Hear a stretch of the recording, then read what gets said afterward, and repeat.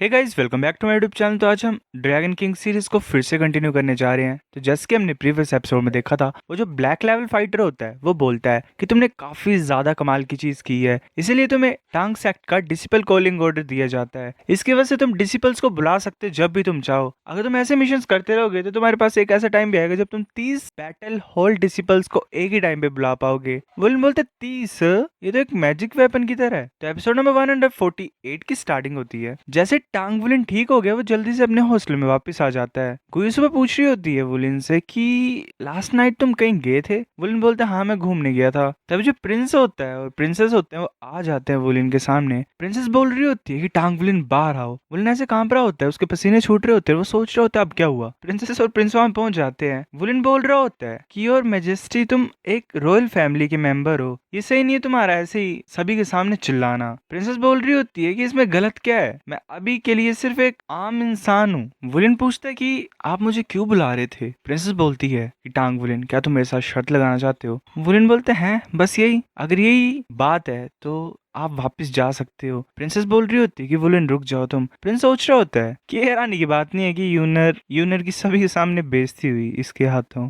ये चीज इंटरेस्टिंग होती जा रही है। प्रिंसेस बोल रही होती है कि फोर्ट ब्रदर देखो तुम कैसी हरकतें कर रहे हैं, तुम मेरी हेल्प क्यों नहीं करते। प्रिंस बोलता है कि हेलो, मेरा नाम डाई युयान है। वुलिन पूछता है क्या आप स्टारलो के प्रिंस हो, क्या कोई प्रॉब्लम है। प्रिंस डाई बोल रहा होता है कि मैंने सुना है कि तुम साउल मास्टर टूर्नामेंट में पार्टिसिपेट कर रहे हो। बात है कि मेरे भी काफी ज्यादा फ्रेंड्स पार्टिसिपेट कर रहे हैं और साथ में जो मेरी छोटी बहन है वो भी पार्टिसिपेट कर रही है। मैं श्योर हूँ कि हम मैच में जल्दी मिलेंगे। प्रिंसेस बोल रही होती है कि तुम लगाना चाहते हो शर्त कि मैच के रिजल्ट में हम दोनों के बीच में कौन जीतेगा। वुलिन बोल रहा होता है ये तुम्हारी जगह है और यहाँ पे काफी ज्यादा चीजें हैं जो मेरे को करनी है, मैं क्यों तुम्हारे साथ शर्त लगाऊं। और ऊपर से योर मैजेस्टी, नॉर्मल सी बात है, शर्त लगाना बुरा बिहेवियर होता है। प्रिंसेस बोल रही होती है क्या तुम डर रहे हो, क्या तुम शक के सचमुच डरपोक हो। वुलिन ऐसे मुड़ के चाह रहा होता है और बोलता है कि मैं अपने आप को रिप्रेजेंट कर रहा हूँ, यहाँ पे शक को नहीं कर रहा हूँ। मैं काफी ज्यादा बोर हो गया हूँ, अब मैं दोबारा प्रैक्टिस करने के लिए जा रहा हूँ, मिलता हूँ तुमसे बाद में। प्रिंसेस गुस्सा कर रही होती है। प्रिंस बोलता है कि छोटी बहन तुम चिंता मत करो,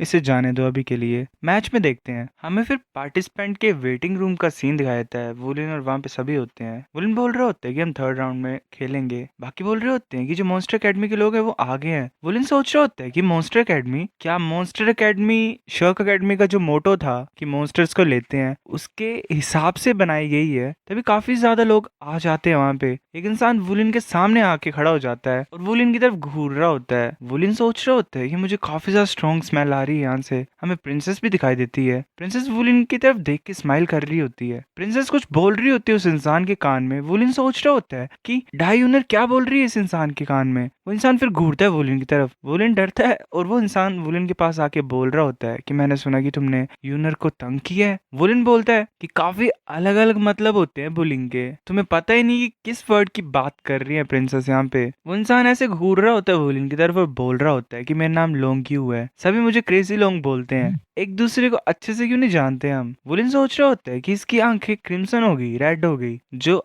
हवा या वेटिंग रूम की वो काफी ज्यादा खतरनाक लग रही है मुझे, और इसके जो हाथ की स्किन है वो भी डार्क रेड है। वुलिन बोलता है कि मेरा नाम टांग वुलिन है, मैं शर्क कॉलेज का हूँ। वुलिन जैसे अपने हाथ को उससे मिलाता है, उसके हाथ में कुछ हो रहा होता है, उसे दर्द हो रही होती है काफी ज्यादा। वो शायद वुलिन की एनर्जी को खींच रहा होता है और वुलिन को साथ साथ में चोट पे पहुंचा रहा होता है। लड़की सोच रही होती है कि अच्छा हुआ तुम्हारी इतनी हिम्मत, तुम ब्रदर लोगों के साथ हाथ मिला रहे थे, तुम मरोगे यहाँ पे। वो जो इंसान होता है वो वुलिन को मुसीबत में डाल रहा होता है। तब प्रिंस वहां पे आ जाता है और बोलता है कि ठीक है ब्रदर लोग, बस करो, काफी है। वो अपने हाथ को वुलिन से छुड़ाता है और बोल रहा होता है हंसते हुए कि इंटरेस्टिंग है, इतना ज्यादा लंबा टाइम हो गया मुझे, अब मुझे जाके एक इंटरेस्टिंग ओपोनेंट मिल रहा है। ये शर्म की बात है कि तुम कुछ ज्यादा यंग हो, ये अच्छा होता अगर तुम मेरी एज की होती। तो वो हंसता हुआ वापस चला जाता है। वुलिन वहां पे खड़ा होता है, मतलब बिल्कुल ऐसे सुन होके ही जीजी आता है वुलिन के पास और उससे पूछ रहा होता है कि क्या हुआ। वुलिन ऐसे काफी ज्यादा डिमोटिवेटेड सा होता है, सैड सा होता है। वो सोच रहा होता है कि मुझे सिर्फ थोड़ा सा पता लगा लोंग्यू की पावर का, ये फर्स्ट टाइम है कि मैं स्ट्रेंथ के मामले में हारा हूँ जब से मैंने गोल्डन ड्रैगन किंग की पावर को अनसील किया है। इस प्रेशर में ये मतलब काफी ज्यादा खतरनाक ताकत थी, मैं तो अपने गोल्डन ड्रैगन क्लो की भी पावर यूज करके नहीं हटा पाया उसे। प्रिंसेस पूछ रही होती है कि बिग ब्रदर तुमने जाने क्यों दिया उसे। लोंग बोल रहा होता है कि बेवकूफ लड़की, लेसन्स काफी होते हैं, छोटे बच्चों को ज्यादा तंग करना अच्छा नहीं होता है। जब मैं मैच के टाइम पे उससे मिलूंगा तो ऑफ कोर्स मैं उसे जरा भी दया नहीं दिखाऊंगा, जब टाइम आएगा मैं तुम्हें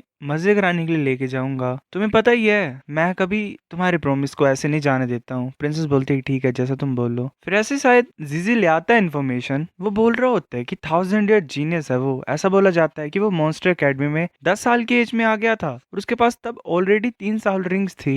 काफी ज्यादा खतरनाक पावर्स के साथ वो पैदा हुआ है। 16 साल की एज में वो 7 किंग्स में से नंबर 1 बन गया था मॉन्स्टर एकेडमी के। अगर इसकी कल्टीवेशन को देखें तो at least 1 word battle armour master है वो, और एक ordinary 1 word battle armour master नहीं है। जायान बोल रही होती है कि बैटल आर्मर मास्टर्स हमें रोकने के लिए आए। जो उसका साथी होता है वो बोल रहा होता है कि हम फेस करेंगे, हम अपना बेस्ट ट्राई करेंगे। एज डिफरेंस काफी ज्यादा बड़ा है, अगर वो हमें हरा भी देंगे तो भी इतनी बड़ी बात नहीं है। ऐसे सब देख रहे होते हैं आगे की तरफ, अरेना की तरफ। जो लोंग्यू होता है वो वहीं पे खड़ा होता है। वुलिन सोच रहा होता है कि लोंग्यू खेल नहीं रहा है, वो बस देख ही रहा है। वहां पे खड़े होके उसने इतने ज्यादा लोगों को प्रेशर फील कराया है। सभी को ये लग रहा है कि सुई चुभ रही है उन्हें। प्रिंसेस के अलावा जो 7 लोग हैं मॉन्स्टर एकेडमी के, वो सभी 5 रिंग साउल मास्टर्स हैं। और ये सभी साउल मास्टर्स आम साउल रिंग्स वाले साउल मास्टर्स नहीं है। एक के पास भी सिंगल येलो साउल रिंग नहीं है, सभी पर्पल या फिर ब्लैक हैं। इनके ओपोनेंट्स कितनी ज्यादा जल्दी हार रहे हैं, ये तो इम्पॉसिबल है देखना कि ये कितने ज्यादा स्ट्रॉन्ग है, क्योंकि ये काफी ज्यादा आसानी से अपने ओपोनेंट्स को हरा दे रहे हैं। ये हैरानी की बात है कि जो प्रिंसेस यूनर है वो एक्चुअली में जीनियस है कल्टीवेशन में।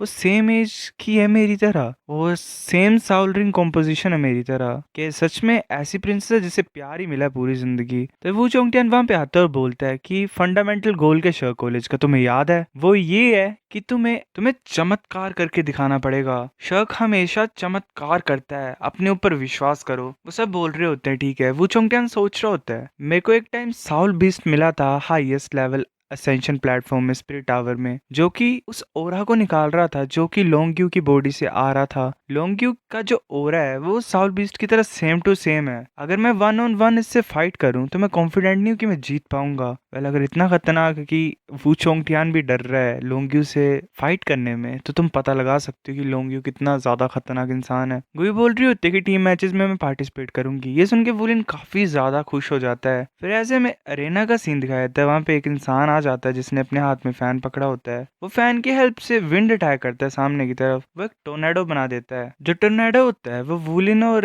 जिंगलान की तरफ आ रहा होता है। युआनन बोलती है कि ये मेरे ऊपर छोड़ लो। वो अपनी साउल रिंग्स को एक्टिवेट करती है और ऐसे आसमान में कूद जाती है। वो अपने बिग फॉर्म में कन्वर्ट होती है। वो जाइंट बन के खड़ी हो जाती है सामने। काफी ज्यादा आसानी से टोर्नेडो को भी खत्म कर देती है और एक पंच मारती है और उस इंसान को ऐसे ग्राउंड में ही दफना देती है। फिर वुलिन और बाकी पे अटैक करने के लिए आगे की तरफ जा रहे होते हैं। ऐसे शर्क की टीम जीत जाती है। बाकी के होते हैं वो हंस रहे होते हैं। एक बोल रहा होता है कि पहले हमारा तो पार्टिसिपेट करने का फायदा ही नहीं हुआ, कुछ भी हमें कुछ करना ही नहीं पड़ा। जाओयान बोल रही होती है कि हमने तो मूव भी नहीं किया, हिलने से पहले मैच खत्म हो गया। वुलिन सोच रहा होता है कि जीतना अच्छा लगता है बट लोंग्यू का प्रेशर है मेरे ऊपर, वो मुझे काफी ज्यादा सता रहा है। वुलिन बोलता है कि मैं वापस अपने रूम में जा रहा हूँ प्रैक्टिस करने के लिए, तो मुझे इनवाइट मत करना तुम खाने के लिए। वुलिन ऐसे पहुंच जाता है अपने रूम में और वहां पे कल्टीवेट कर रहा होता है, एनर्जी से कवर कर रही होती है। वुलिन सोच रहा होता है कि 49 डेज जो थे लाइफ और डेथ के, हार्ड ट्रेनिंग थी जो मार्शल सोल इवोल्यूशन की, मेरा कल्टीवेशन लेवल 40 को ब्रेक थ्रू कर गया। इस सभी से एक तरीके से मैंने गोल्डन ड्रैगन किंग की सील को आसानी से ही तोड़ दिया था,